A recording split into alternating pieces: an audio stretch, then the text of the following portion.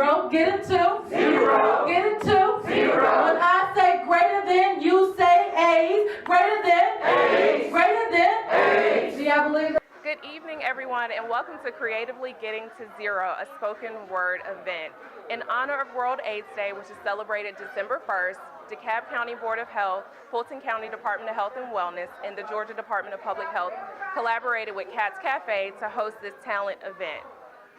World AIDS Day is celebrated on December 1st, and we don't want people to forget about this infection. HIV is real in our community, and we're still seeing way too many people newly infected. So we wanted to invite the community out to just speak about what HIV and World AIDS Day means to them.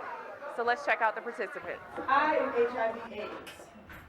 St. Luke predicted me a long time ago, while the book of Revelation warns you about me.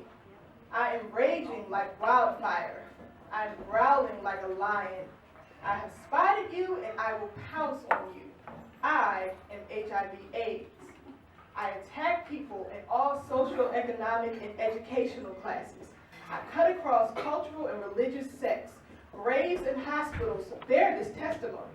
Despite significant medical accomplishments, I remain incurable. I am HIV/AIDS. All right, Cats Cafe. My name is Joyce Beekman. How's everybody feeling? I'll try that one more time. How's everybody feeling? One more time to make sure. Some wonderful events going on in the Atlanta metro area. This is the kickoff to lead up to World AIDS Day. To creatively get it to zero. I actually do have a cousin who is living with HIV, and she's been living with it. She has a son that's clean. We've been living it up in our family, so. All right. Awesome, that's my class. In this poem, it's untitled. It's kind of about living with a secret, something that you don't really want everybody to know, but at the same time, you know, you still got to keep going on. So here it is. Ooh, phone just died. And in a state of unrequited solitude, she remains, smiling and jovial, an outsider, masquerading as a person within. A lover of the human race who has never fully been embraced, neither poor enough, black enough, smart enough, or sexy to become what she desires. Alone in a world that only sees the projection she creates, she remains. Alone, coalesced with the dark she swore to abandon. But once the light has gone dark, shall it ever shine as it has before? A constant battle for dominance forever keeps her in solitude, afraid to be shunned for the hybrid she's become, light and dark, love and indifference, pawn and queen. Who shall rule her today? Who shall come forth through her vessel? The earth sign who dreams of flight, the tree that wishes On it a hot rain. Thursday, in my car, for the first time ever, he looked shaken, stunned, unsure, wild-eyed. I was afraid. This was harder than handling the drinking, finding and throwing out the drug, or finding him a place to stay again. This had no solution I could see, but we made it work. I learned about meds and drove him to appointments. We were getting by. Enter the family. There was scorn, judgment, condemnation, fear and loathing, and general awfulness. No sympathy. But this wasn't new, and we got by, barely. He lost another job, got beat up, went to jail, contracted syphilis. Through all this, he was witty, upbeat, and charming. How? I wish I knew. He was feeling better, so we went dancing until our feet hurt, and laughed until we fell down in the parking lot. Not drunk, he was in AA by now. He found a job, moved into a little house with his new love, and was happy, really happy. It was better than getting by. I got the call on a hot Tuesday night. He was dead. Enter the family. They said good when I called late that night and gave them the news. They said it was punishment for his sins, which were many. I planned the memorial, banned the preachers, wore a white suit with pink heels, and made the chapel play disco music. The family was not amused. I was the only family member to speak of him, the only one with tears. exit most of the family. Thank God. His love and I got by somehow, leaning on each other and grieving for him. 6 months later, after a sweet visit, his love drew his last breath in a grim room at Grady Hospital. Who is he? He was my uncle, but raised like my brother, only 5 years between us. All the bad habits I have now, I learned from him. But he taught me to be open and honest and unafraid of the dreaded family. He took me shopping, helping me pick out the right clothes. I learned to see the good in people and take on difficult situations with a smile and laughter. He taught me these skills. It's been 8 years, and I still want to call him to talk, laugh, gossip, tell him he's going to be a great uncle in February, and ask what color I should paint my kitchen. I get by, but I don't like it. I don't like it one bit. This is my truth, and I'm Suzanne. A friend of mine who is now since passed, but while he was here, it was how I reminded him to live. It's called Never Forget Who You Are. Sometimes staring in the face of life and death makes me not want to run on and see what the end is going to be. Makes me not want to know. Scared of my past, scared of the sins from my past and present, and ones I commit before the time when repentance is insufficient, will keep me in a place of flames are forever licking at my soul. I don't have to go looking for salvation because I know with whom it lies, but this body that's betrayed me more than once is still waging war against me and my mind. My roots within tries to convince me that my sins sustain me too deeply within to be cleansed, and that I am somehow just out of reach of the ark of safety. And sometimes I admit I fall in that.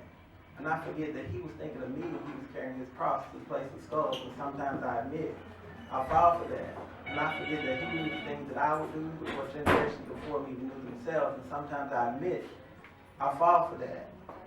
It's not until I hear his still, small voice forever calling my name, telling me to face the sun, embrace the sun, enjoy the forgiveness, mercy, and the grace of the Son, that I remember who I am. I am redeemed. Never forget. Do a piece about loss, and hope you like it.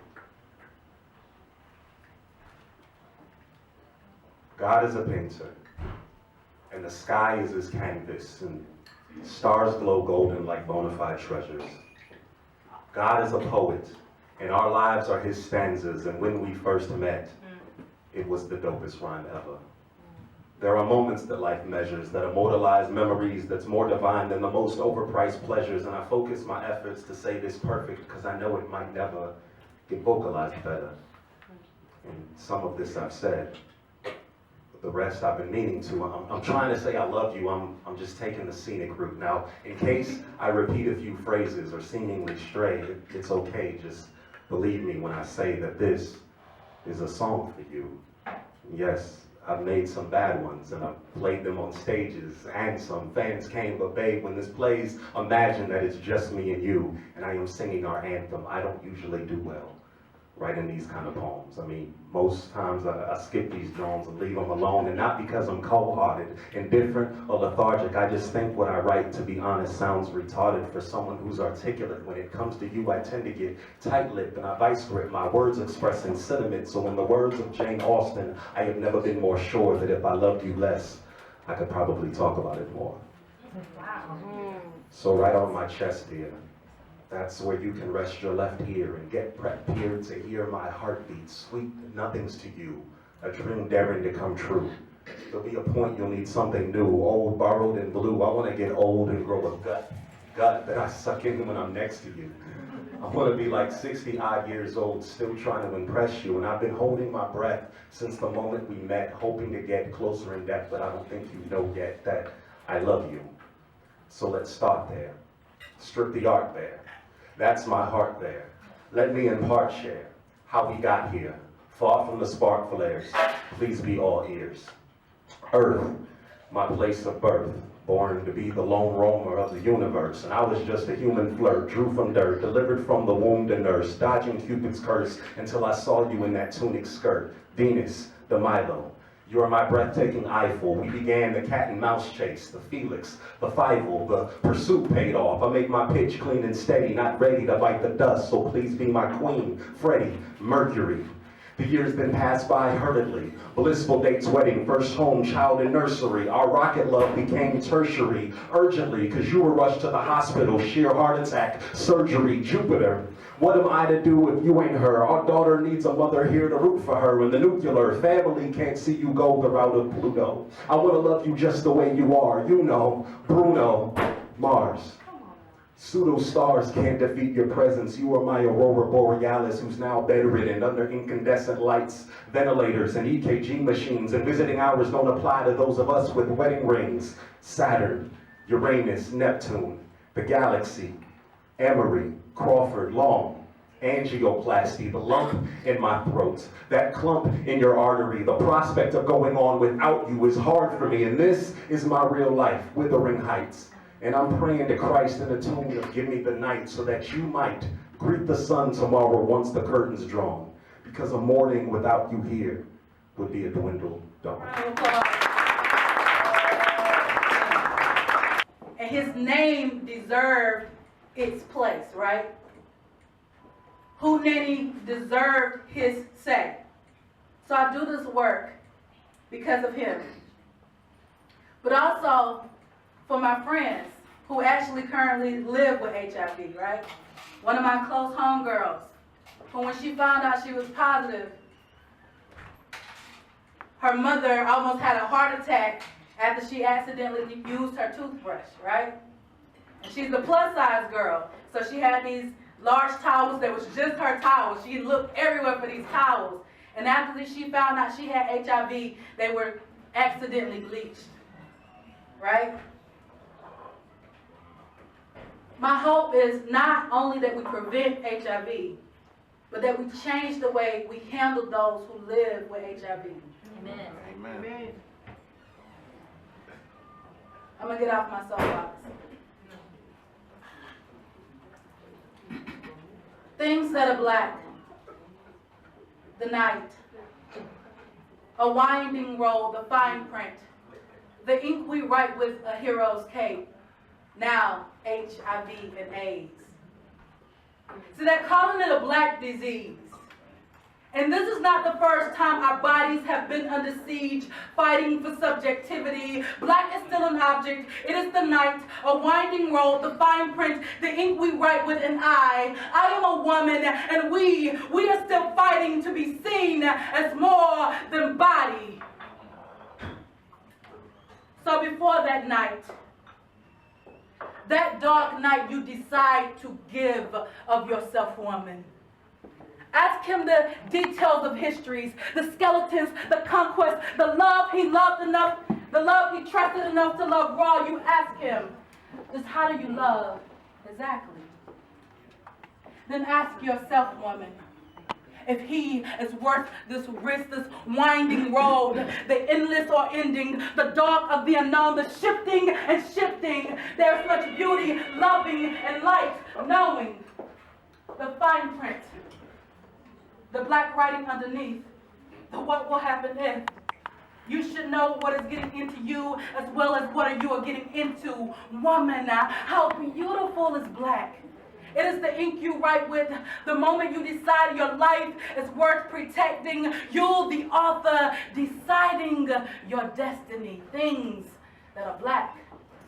The night, a winding road, the fine print, the ink we write with, a hero's cape. And now we know black is greater than AIDS. Thank you.